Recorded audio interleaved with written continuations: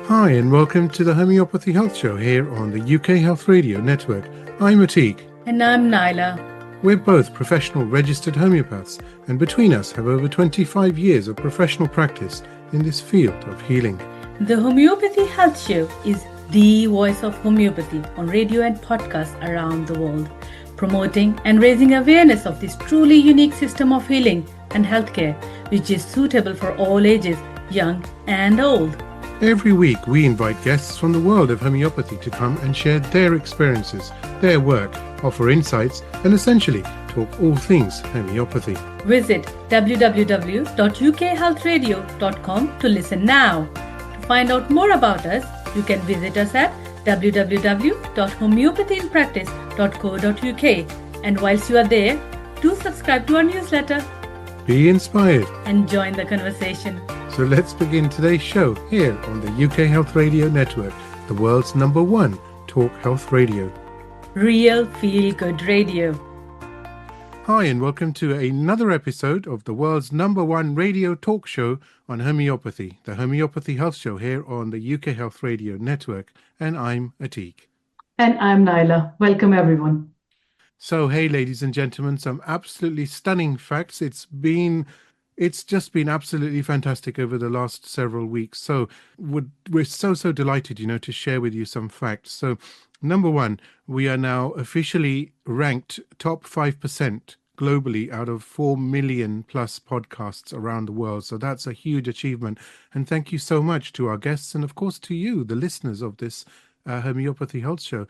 We also just found out a few days prior that we have won the award for the best show and presenter category on the UK Health Radio Annual Awards. So, hey, woohoo, another win for us. It's just things can only get better and dreams do come true indeed. And I think Professor Brian Cox would probably have much to say about that. Now, if that wasn't enough for you, the Society of Homeopaths are featuring us as part of their CPD credits program on their website. And we are now officially in over 60 plus countries around the world as far as listenership, with over 70,000 plus listeners per week. And last year, believe it or not, over 3.2 million listens. I mean, that is just bonkers, isn't it, Naila? It's just unbelievable. I'd like to meet each and every listener in my life, actually. That would be a very big venue indeed, wouldn't it? Hey? Hey? Now, as we always start, before we introduce our very, very special, revered and respected guest, we do have some facts for you, which I wanted to share. I actually did ask Naila to share them, but she said, I have to do it. So here we go, okay? So homeopathy is used in over 80 countries around the world. In India, it's practiced by more than 250,000 doctors. Wow, and double wow. And homeopathy, homeopathy is part of the national healthcare system in countries like Brazil, in Switzerland, in India, and Cuba. So what do you think about that? That's the power of homeopathy. Now, on to today's guest, and we are deeply honored to welcome Dr. David Lilly, who is one of the most influential and visionary figures in contemporary homeopathy. He is a medical doctor, philosopher, teacher, and a storyteller, ladies and gentlemen. Yes, and we look forward to many stories today in this episode. David has dedicated more than 5 decades to advancing homeopathy around the world. Born in England, raised in South Africa, he's trained as a medical doctor at the University of Pretoria, becoming a fellow of the Faculty of Homeopathy. And he went on to build a remarkable career, blending medicine, classical homeopathy, psychology, mythology, symbolism, and a deep soul journey of healing. Wow, that's so hard. That's a harmony in itself, isn't it? It's like a quartet in the background when I said that. Now, David is a founder and former dean of the South African Faculty of Homeopathy and has taught thousands of practitioners internationally, and his work continues to inspire. And if that was not enough, ladies and gentlemen, it doesn't stop there. He's also not only incredible lecturer, I was so excited I couldn't even say it, but also an author of many books, including Healing the Soul, The Wolf, and The Raven. So with that, it's an absolute privilege for Naila and myself to welcome you, Dr. David Lilly, to today's episode of the Homeopathy Health Show. Welcome. Very pleased to be with you, Attic. Really wonderful. And thank you so much for the invitation. It's an honor, isn't it, Naila?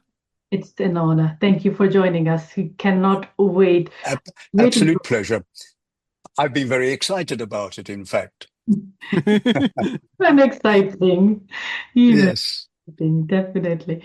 Before we go further, we would love to know about you. As we were talking before we started, what is homeopathy for you? Everything. Everything. If you ask my wife, she says some people are born with a mission.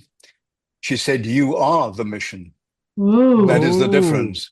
wow. It's been part of my life ever since I opened my eyes, and just a wonderful beginning to life in that I was born into this homeopathic family. My father being a professional homeopath in England, in Yorkshire originally, where we come from, and then latterly in London, eventually in South Africa. Hmm. And it was his example and seeing the work that he was doing, which was quite remarkable, that I, at a very early age, decided I want to be like my father. I want to practice homeopathy. But he said to me, "David, once you have qualified as a medical doctor, then I will be prepared to set you on your way." He said, "You will need the authority. There are difficult times ahead. And if you have your medical degree, it's going to assist you in your teaching of the future." And I followed his advice, and that was the course we took. The actual turning point, as far as the decision to be a homeopath is concerned, came from a personal experience, very life-threatening, in which I developed bacterial meningitis, which in 1947, I was 7 years of age, could and should well have proved fatal. And I was treated strictly homeopathically. No other medicine was given to me. I was in a coma for 3 days. I still have the fever charts that my mother kept scrupulously and the medicines that she gave under my father's direction during that very severe period of illness. And I know that we started off with belladonna, as one would imagine, with an extremely high fever. Hallucinations. I can remember the ghastly gargoyle faces that I saw before me, before I lapsed into unconsciousness. And then this was followed up with apis, which would fit perfectly as well, belladonna and apis. And then finally, when I developed a very severe proptosis affecting my left eye, and there was an accumulation of blood behind the eye, lachesis, and that got me through this severe attack. Well, no sooner was I on my feet again than I said, well, I want to be a homeopath. I want to practice what my dad practices. And that was the start. And that was my objective right from that moment on. Isn't it beautiful?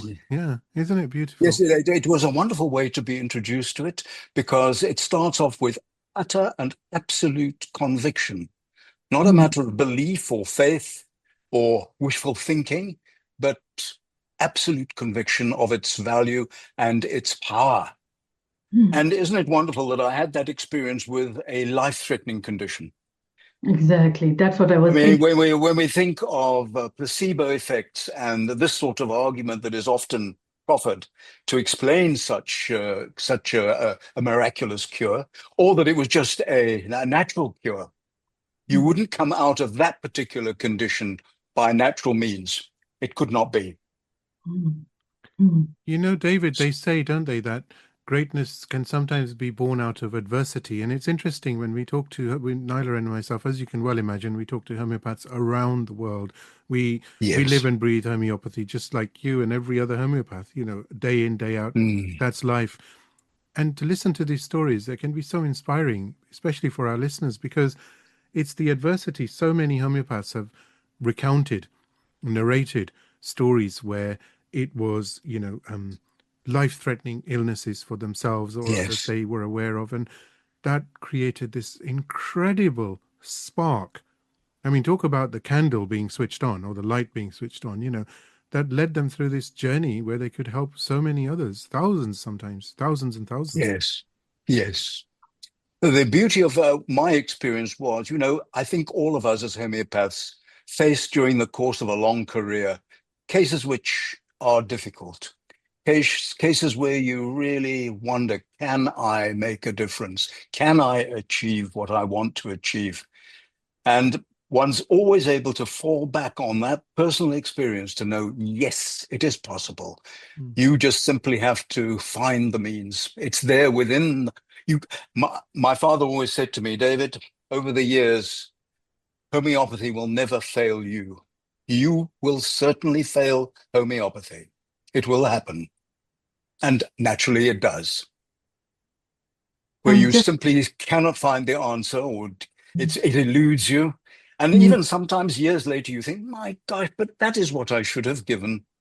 And you mm, realize you failed homeopathy, not the reverse. homeopathy doesn't. That's why the belief of your parents in homeopathy, like giving you just homeopathy at that time where the precious child is suffering, and they knew the power of their medicine that is in their hands, and they were charting everything, giving the right remedy at the right time.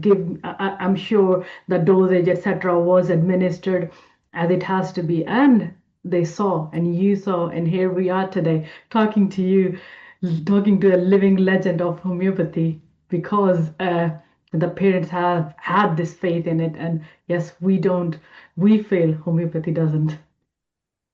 Yes, yes. It's just a wonderful friend to have throughout life.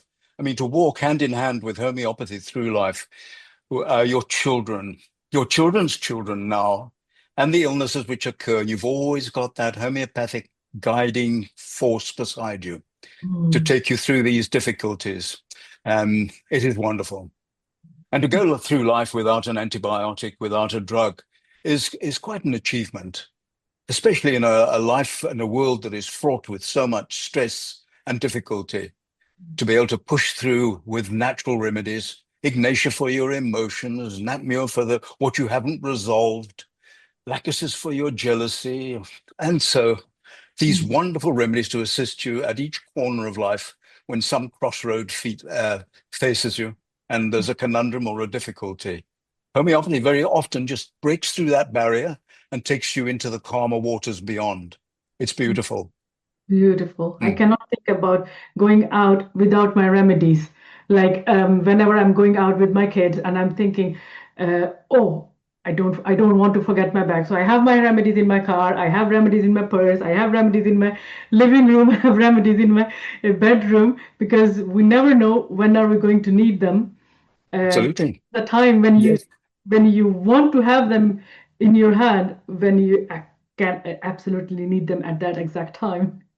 Yes. Of course, there is always that frustrating fact that when you get an emergency or a little problem, it's probably the medicine you didn't pack that is not Exactly. that you required. And that's happened to me too. It happened It to me, is. but it reminded me of an incident when my kids have this epistaxis. Like it just starts in hot weather, and I usually have to have phosphorus with me, or if it Yes. doesn't work, then millefolium with me. And exactly on the day when I didn't pack it, he had it, and I knew it's not going to. Yes. I just had ferrum phos. I said, okay, there is still some phosphorus in there. It will work. And It it would, it should. Yes, it did would. work. It's a little longer than what phosphorus would do on its own, but it worked. Yes. So that's Murphy's Law, isn't it? That the remedy you need is missing at the time. Well, yes and Yes. no. It depends, doesn't it? That's the power of homeopathy. Sometimes I- it's just destined, right?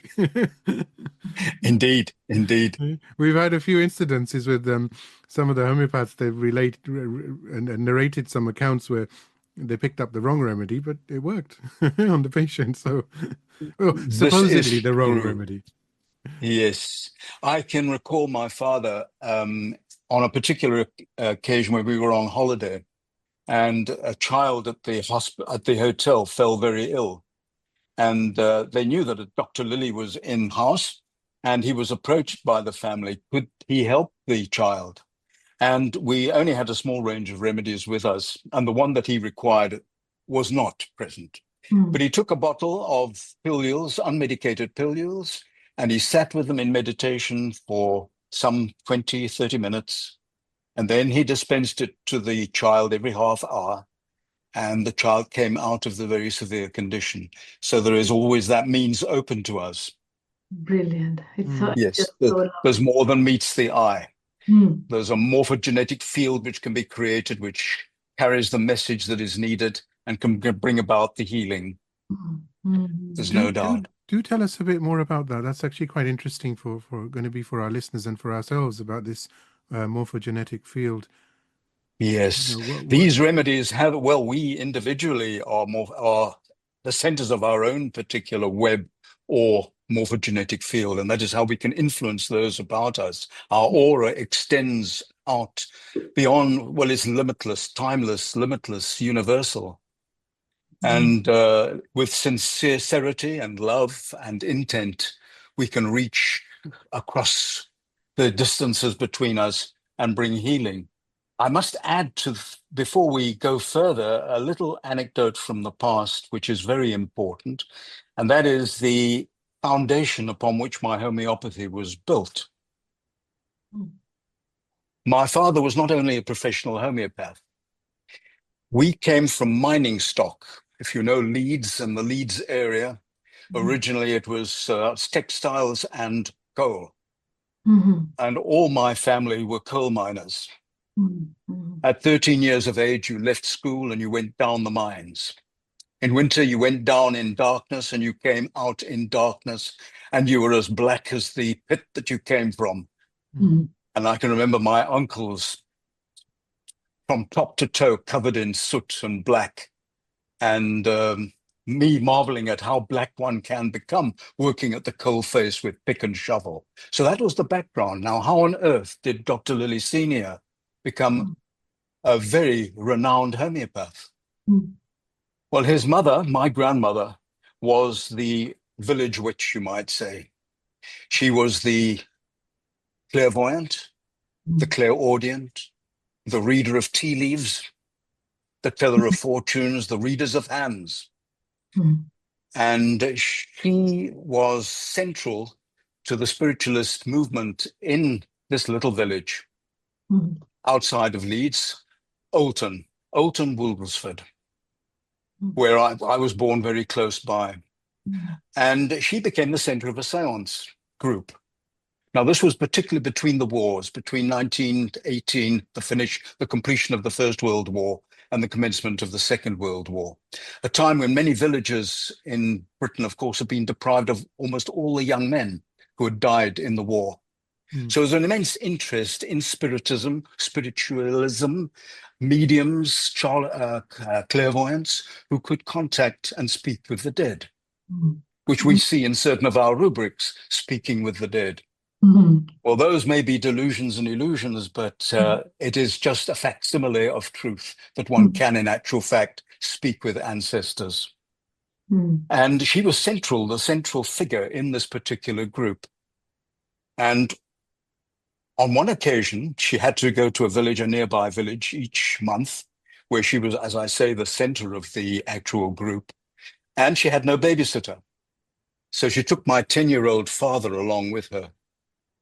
And when they got to Kippocks, which is quite a distance from Oulton, they'd walked actually through the snow because the bus hadn't turned up, and they wondered whether they would get there on time, but somehow they were spirited along, and they arrived in good time. And there was a lovely fire burning in the hearth, and the good ladies, because they were all ladies, were sat around, and of course wanting to speak to lost brothers, lost fathers, lost sons from the war. And my father was told to sit in a corner and to mind his P's and Q's, that he mustn't be at all alarmed. And when they started talking to people from spirit, that they're friendly spirits, nothing to be scared of, no ghosts, no spooks, nothing like that.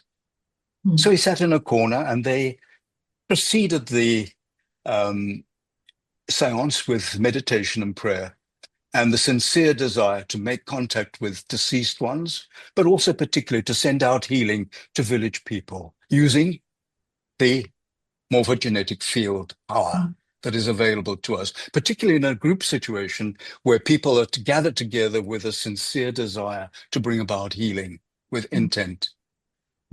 And they were singing Lead Kindly Light because it was conducted in a Christian manner, most people being that they, in fact, all of them, I'm sure, from the village were Christians. So it was with a Christian background. And they'd gone probably halfway through the hymn when my father suddenly got to his feet and with a very, wonderful gesture, seemed to throw across his shoulder a cloak that you could not see, but which he would seem to have been wearing. An immaterial garment that was thrown across his shoulder, and as one can imagine it, hanging from his arm, as in the Greek Senate or the Roman Forum, before you address your peers. And then he spoke in a language which no one understood. And this was his first possession, we can call it, by his spirit guide, which led to him developing medium skills and the ability to move in and out of the body, not at will, but when it was correct to do so, and when the spirit guide wished to make communication with patients, with myself, family members, etc. And that was the beginning of his career. At 14, 4 years later, his final guru, teacher, master, came to him, Dr. Latari, as we knew him, Dr. Latari Lejan Singh from Peshawar, near the Khyber Pass, who had died in the year that my father was born, 1914. And he was killed in riots against the British. He was a doctor, qualified in India, brought up in homeopathy, had studied surgery in England, returned to India, and rushed into the street to help somebody who had been shot. And he himself was shot. And after about a week in a coma, he died. And then he was approached by the elders and asked if he would mind to go down and help this young man with the destiny of healer in the future. And he committed himself to this, so that at my father's age of 14, he entered into my father's life. Now, the training was done clairaudiently. He would hear the doctor's voice with a gentle Indian accent speaking to him, and he would go out into the hedgerows along the roads in Leeds, or around and about Leeds, and he would see a little blue light playing on a herb, for instance. That is calendula. That is urtica urens. That is belladonna. And he was so taught in herbalism to start with. Now, from this, of course, word got around. You can imagine a small village where everyone knows everyone else. And suddenly there was this young lad, this young boy, this young Yorkshire boy with healing gifts, contact with departed spirits, doctors who could heal with homeopathy and herbal remedies. And very, very shortly, probably a year or so into his training, one of his close friends developed nephritis, Bright's disease, as it was known in those days. And he was hardly passing urine. He was swelling up, edema, protein in the urine, typical signs of chronic nephritis. And at that age, unlikely that he would have survived very long in the 1920s, yes, late 1920s. And my father was called out to go to the young man, and under instruction from Dr. Latari, he did spiritual healing, the laying on of hands as we know of it, and then back that up with remedies given from the local herbalist. And a cure took place. Wow. Amazing. The remedies might have been terebinth, it might have been berberis. We know the remedies that would have been utilized. I don't know. Anyway, a cure took place. Mrs. Westmoreland was the mother, and she was well known to me and to the family. And many years later, she wrote to my father, thanking him for the cure of her son. Now, that can't happen in a small village without it spreading like wildfire. And from that, the whole of my father's story evolved. sponsors taking over to assist him financially, to support him. Eventually from that, and donations which were given, buying his first copies of Clark, the 3 volumes of Clark, getting Kent's Materia Medica and Farrington, and so Cowperthwaite, and so his Borica beside him. And so he developed and set up a nursing home in London, in Wimpole, near Wimpole Street. It is Bulstrode Street, just round the corner from Wimpole Street, Harley Street. In other words, at that time as a professional homeopath in enemy territory, you might say. Wow. In those times when, of course, homeopathy was very much looked down upon. Oh, inspiring. Yes, and he was hugely successful, ran a wonderful practice until we eventually immigrated to South Africa in 1949. So that is the background. Now, I used to speak to Dr. Latari. He was a Brahmin, Hindu, and he introduced me to the scriptures of the Upanishads, the Rishis, the Bhagavad Gita. So this was the spiritual foundation upon which my work was based. An understanding of the immortality of the patient, that the backdrop is eternity, not just a lifetime. That a person comes into life with previous experience, with previous innate knowledge and abilities and skills, and that this is then a period for development and learning, which is a huge thing that one can convey to patients over the years, because so many people are limited by one lifetime, that it all ends in ashes to ashes and dust to dust. And that in itself is a layer of miasmatic disease. It's a very soric outlook, that there's only one chance, and that your hopes of redemption are slight, because some people are so adversely afflicted right from the start of life. It can be that the chances and opportunities are not equal. And this is a conundrum for many people. Why me? When what seems to be a very bad hand of cards is handed to them that they have to live through and express and make good of. Not easy. Yeah.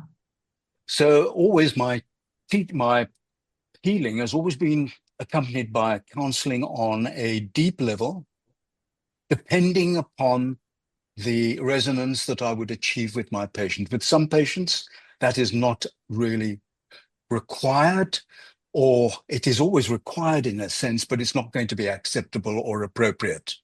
So we stick to our remedies and prescribe to the best of our ability. But whenever it is possible to add to that counseling at a deep spiritual level, wonders are achieved in a much quicker time. Oh, wow. That's amazing. So beautiful to know. So it was a very unusual beginning, both from a physical health point of view, with the meningitis coming so early in my life, but then being born, as it were, with a foot in both worlds, with absolutely complete conviction in homeopathy. Number 2, complete conviction in the spiritual path that life gives to us, and of personal immortality. Is a wonderfully powerful springboard for what followed. It's been of infinite help to me, and has influenced also the manner in which I have taught. And that is why the tapestry that I weave when I am teaching contains spiritual philosophy. It contains analytical psychology from Jung. It contains psychoanalysis, Freud. I'm interested in all the sections and parts and organs within the psyche, and to understand them intimately, to know what one's doing and what interactions there are within the psyche during the course of healing, and particularly during the course of our trials, our provings. To understand why a person is reacting as they are and what aspects of the psyche are being influenced, where I'm seeing symptoms that are to deal with the persona, to deal with the anima, the animus, and the shadow. And what my task is, that the deepest part of the Hering's law of disease progression and disease healing from within outwards in the healing process is the integration of everything that has been rejected and suppressed into the shadow aspect of the psyche, that this must be released from within outwards. Even more important than the eczema coming from the center outwards, from above downwards, etc., is the movement of psychic energy from within outwards, expression, integration, not projection, which we usually do, projecting our things we deny and reject about ourselves onto others, and then dehumanizing them or demonizing them. Isn't that so? It happens so often. In fact, we see this everywhere about us in this day and age. We do. So that's always been an important aspect of the work. And then, of course, combining with that symbolism, the understanding of the symbols that we have. That is the doctrine of signatures. We all understand that reading of a remedy from its properties, from its appearance, from how it appears to us. Like hearing your patient is very much, it's the same sort of thing. The doctrine of signatures applies to the substance. It also applies to the subject. And you're taking these two pictures and you're bringing them together in a healing process. Thank you. Thank you so much for sharing that. I was thinking about the shadow aspect, because when we look at the humanity now, there's so much suffering out there, or there's so much going on the outer layer, but the shadow is suppressed. People cannot sometimes connect. Even I do see patients say, we don't dream. We have no dream. Absolutely. That is a very bad symptom. It is. You're quite right. When a patient tells me, I don't dream, doctor, I am concerned. And this brings me to also another very important point in treating and healing, and that is dream analysis. Homeopath needs to be a dream reader. Yeah. We do have to have shamanic skills. And to be focused upon. But then we have to understand symbolism, because the dream, very often there are totem animals displayed. There is a parable that's unfolding. It's a story which is written in myth form. It's cryptic. It's cryptic. And like when the ancients used to go to the oracle at Delphi to speak to the Pythoness, to gain her knowledge for the future. It's exactly the same thing. The message that came was very difficult to understand. It had to be unraveled according to the person's stage of development. And so it is with the dreams. So we need to be able to sit beside our patients and unravel their dreams for them.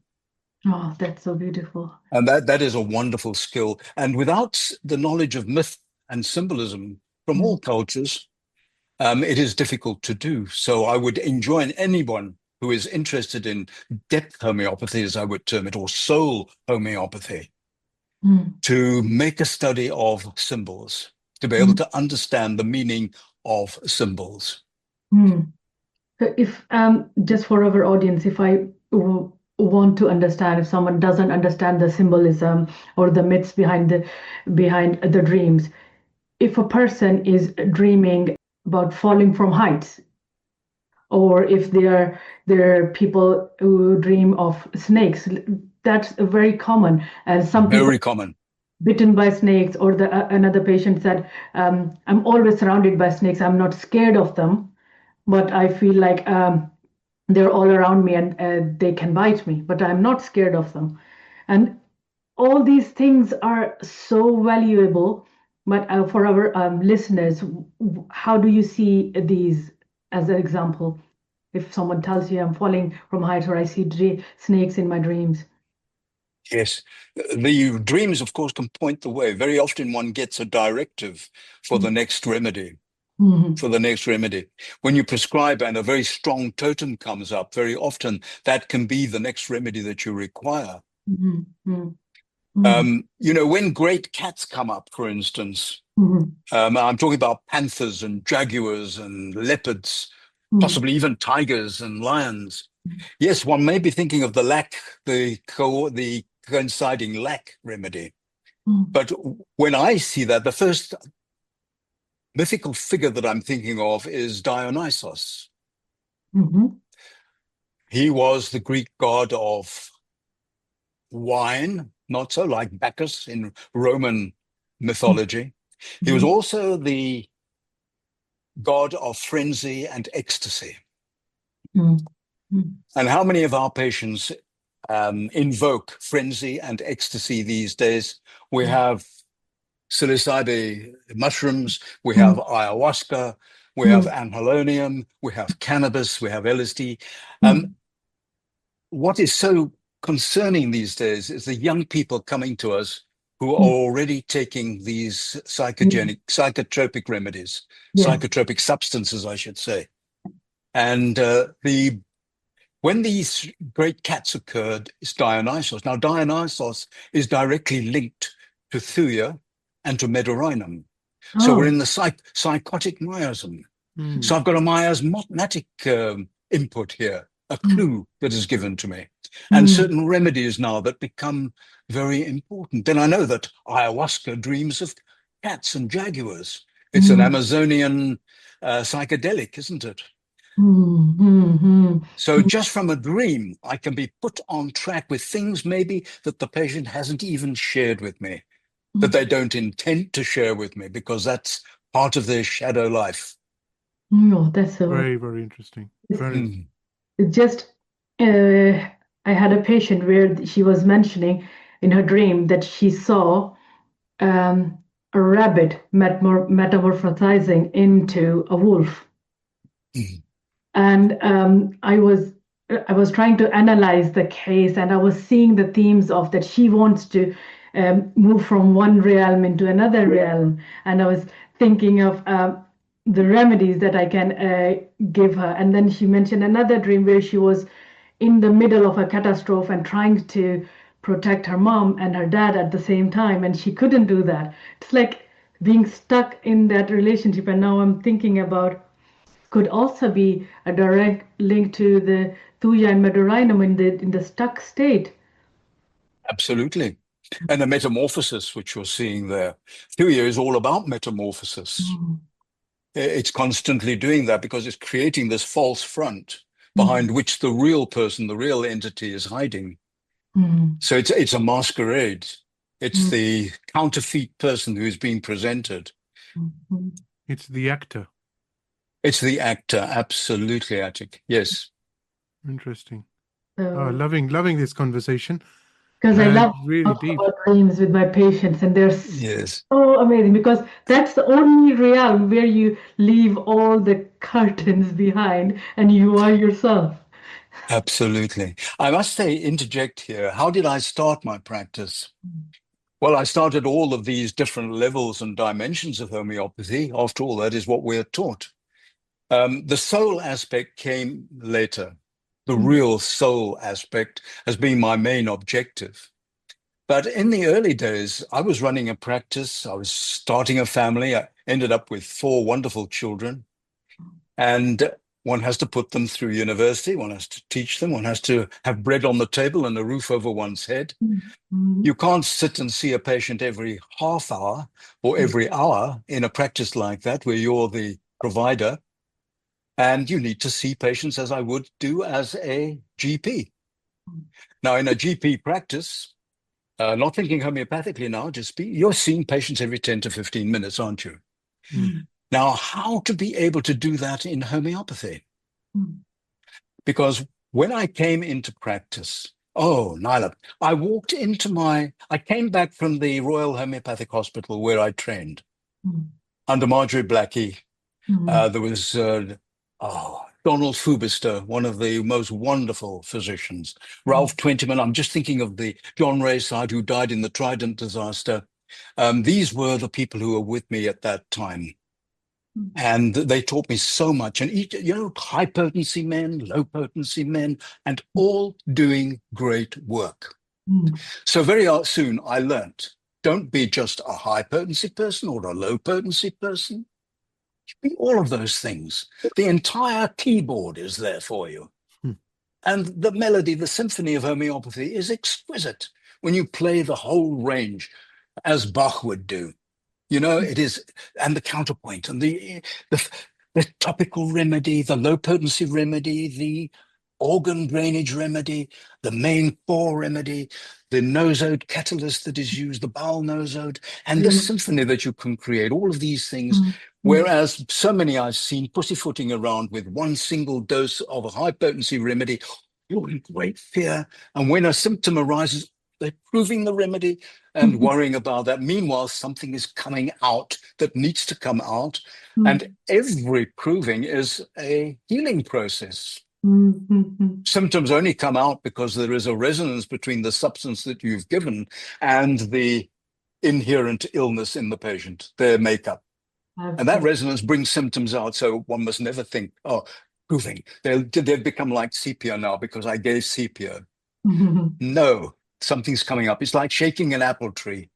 And you shake it and the apples fall from the tree. Gather all those apples and add them to the totality and keep shaking.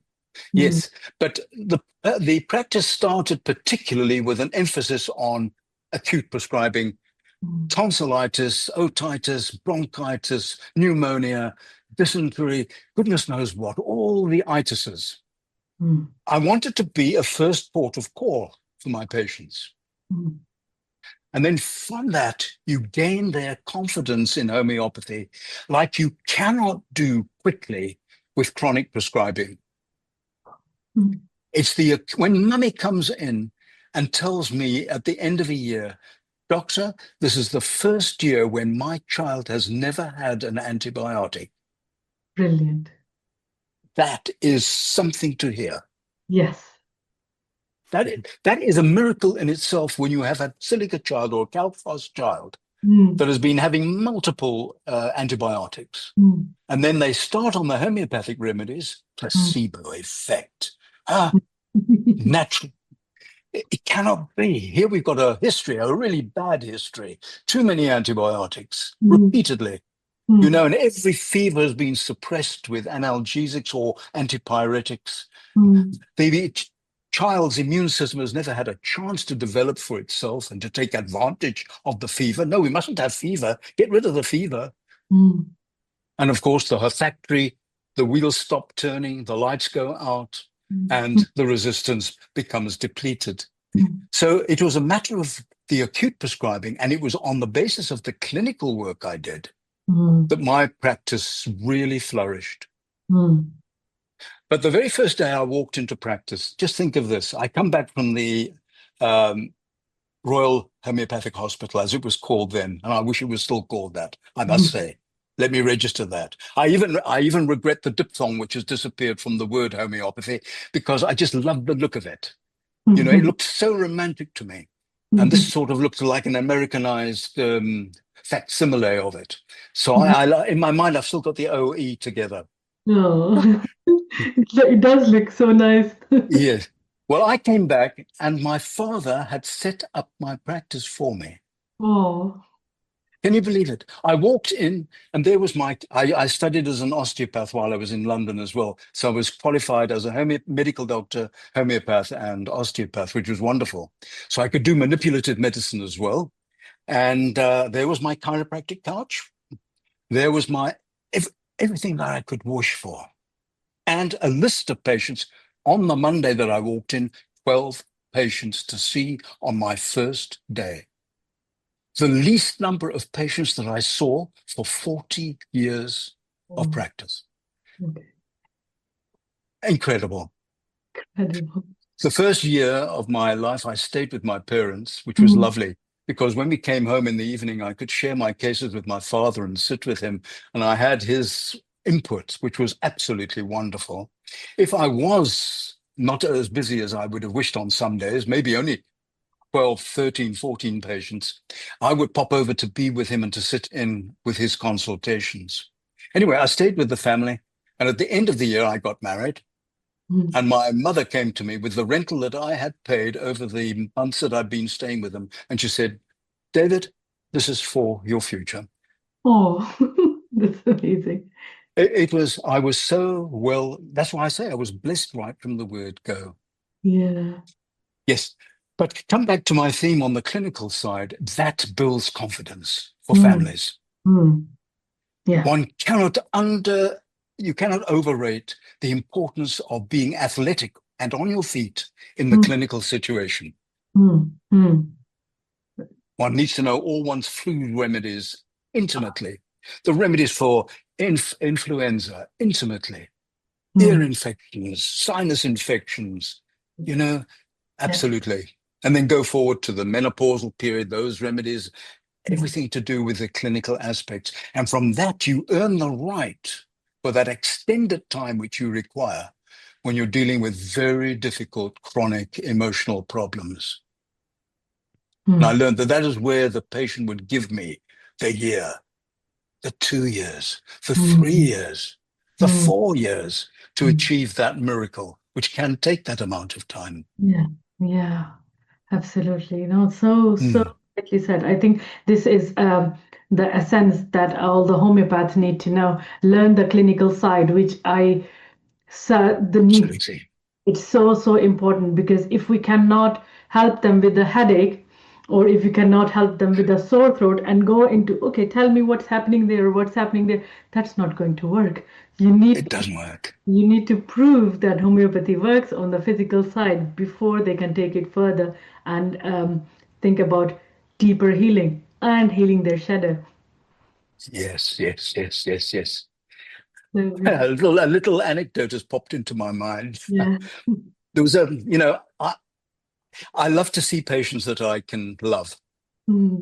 I like to see patients where I can develop a deep rapport and a sincere feeling for them and become involved in their lives, which means also getting involved in their sufferings as well and their problems.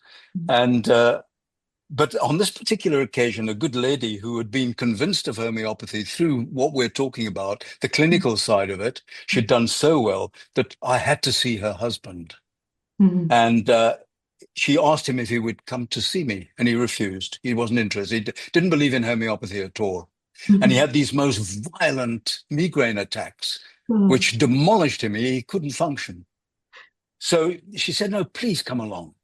Well, eventually, after 3 or 4 months, she managed to drag him in. And I mean drag him in. I'm sure you must have had cases like this. When they come in so reluctantly, they sit there with a morose, sullen, sulky look on their faces, hardly look you in the eyes. And there's an immense barrier.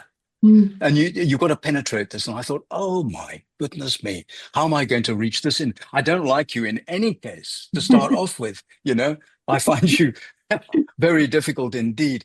And he comes up with this incredible picture of left-sided headaches that he wakes up into in the early hours of the morning, having gone to bed feeling fine.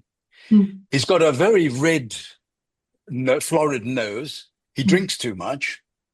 And he certainly wasn't talkative with me, but apparently he held forth when he was in good company and took command of all the conversation.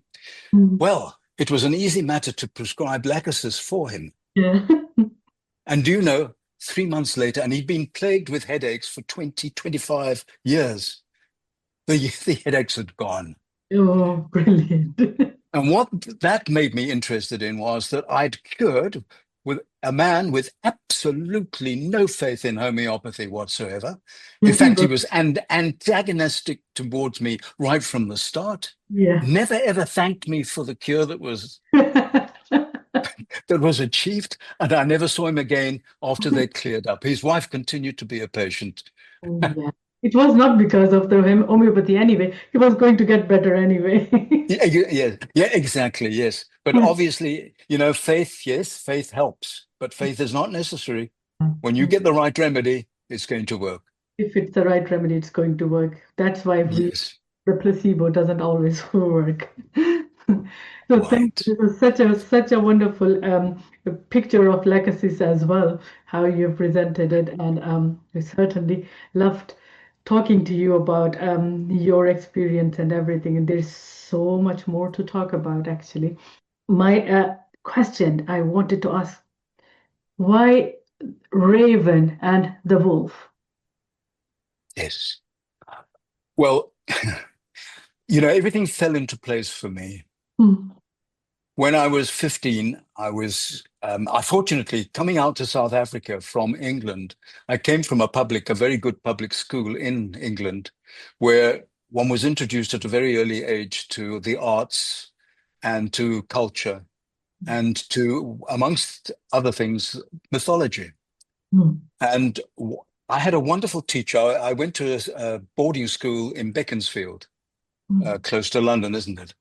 And a wonderful period I had there.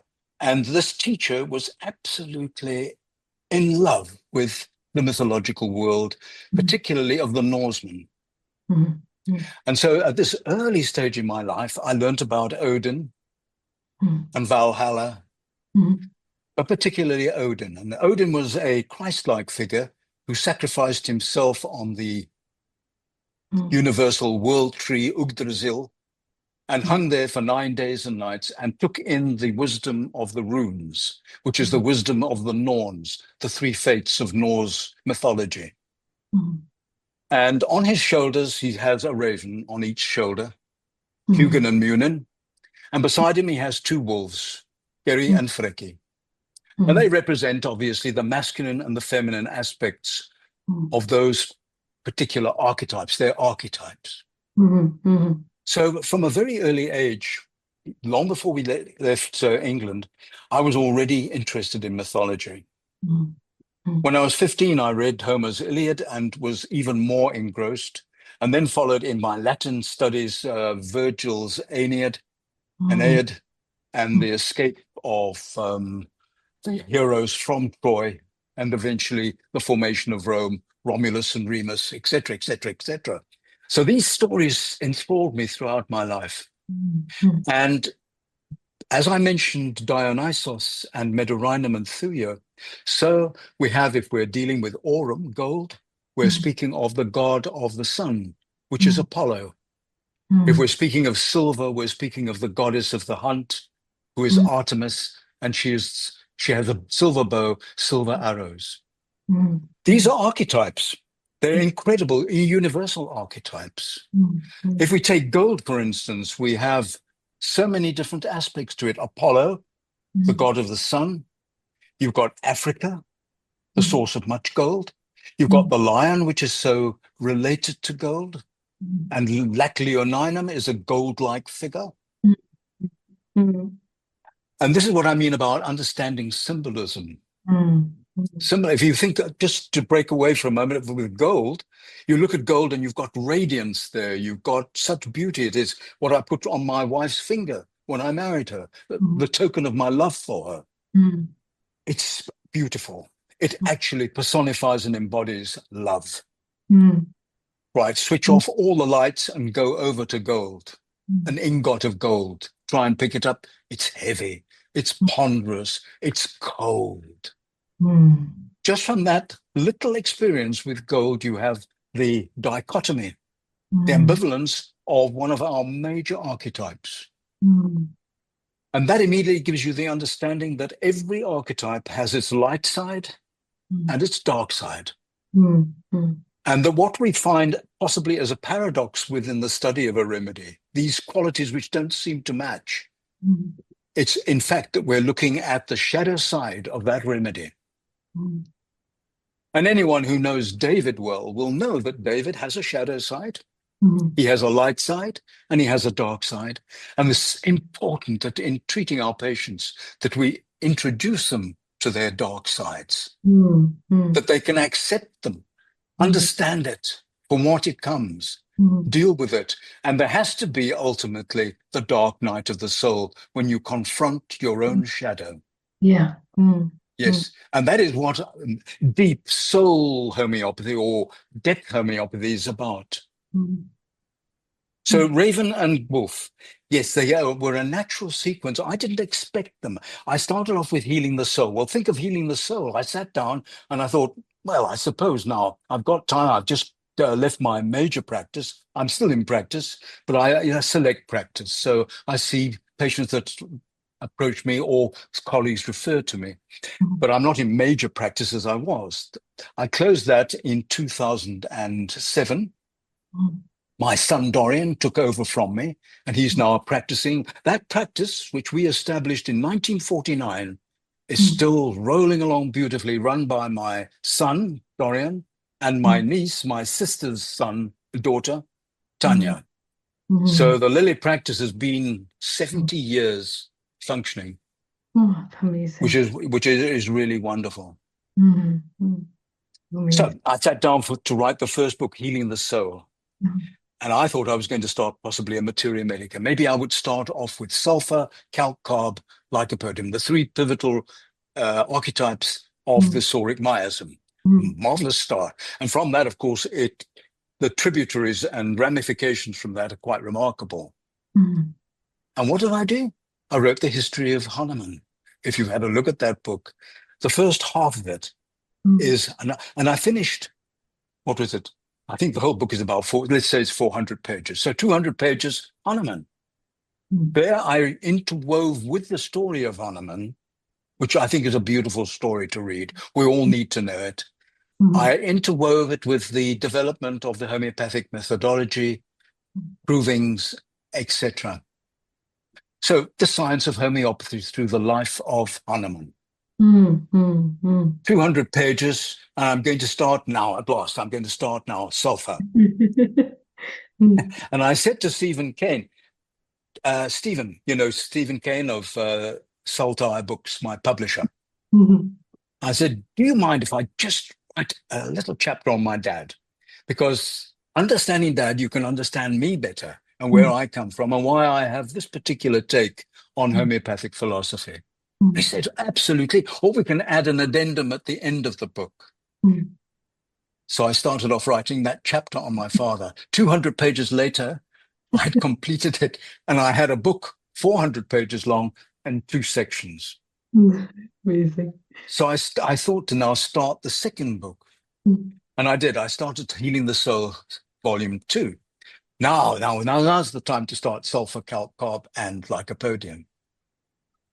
So I start, and stellar alchemy comes in, the creation of the universe, hydrogen, helium. And if you take the axis of substances as they form in the solar stellar alchemy, you've got a specific sequence: hydrogen, helium, carbon, neon, oxygen, silicon.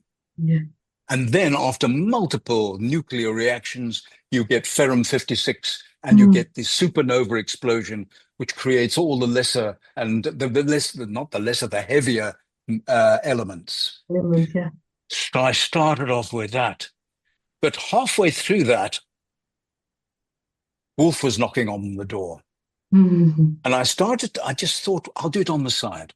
So I started writing about Wolf. Well, then I was invited to Ireland to give a lecture on any subject that was of interest to me at the time. And Wolf was the one that was immediately available to me. I've been working on it feverishly, really so excited by it. And Stephen, we were on holiday on the north coast, the west coast of South Africa, at a lovely resort, relaxing on our deck chairs. I write about it in the foreword to the book. And he turned to me in his Scots accent and he said to me, David, wouldn't it be a good idea if we had a wee book to offer in Ireland when you've finished your lecturing, so that when people come out, the book will be available? I said, that's an idea. So I dropped totally Healing the Book, so Volume 2, and completed The Wolf, which we got out in very quick time. Oh, that's amazing. Then I completed Healing the Soul, Volume 2. And then, of course, Volume 2 with me.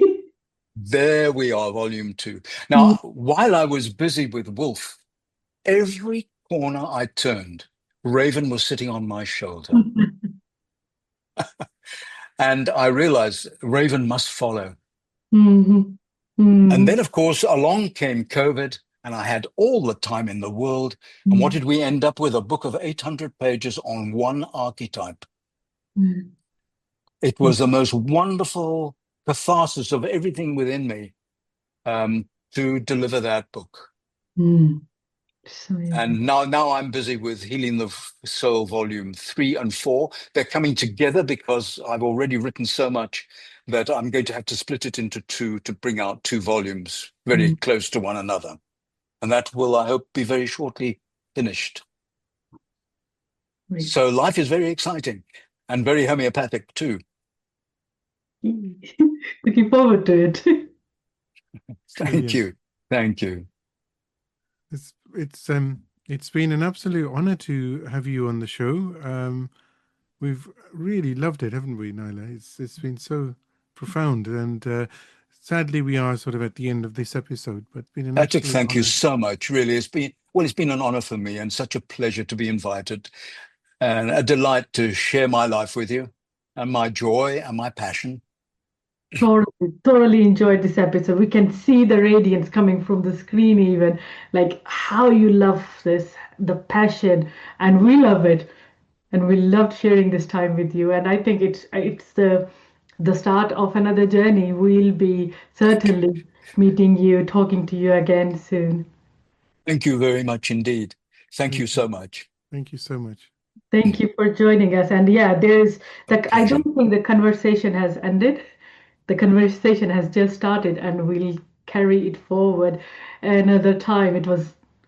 I just don't know where did the hour go. I think we have gone. It went very quickly, yes. My goodness, an hour we've been busy. Yes. Exactly. So it's been lovely. Well, that's how good things go. Yeah, absolutely. Absolutely. Thank you for joining us. Blessings. I do hope you've enjoyed this week's episode of the Homeopathy Health Show. Tune in every week for inspiring conversations, bringing you all things health and well-being to your radio and podcast apps.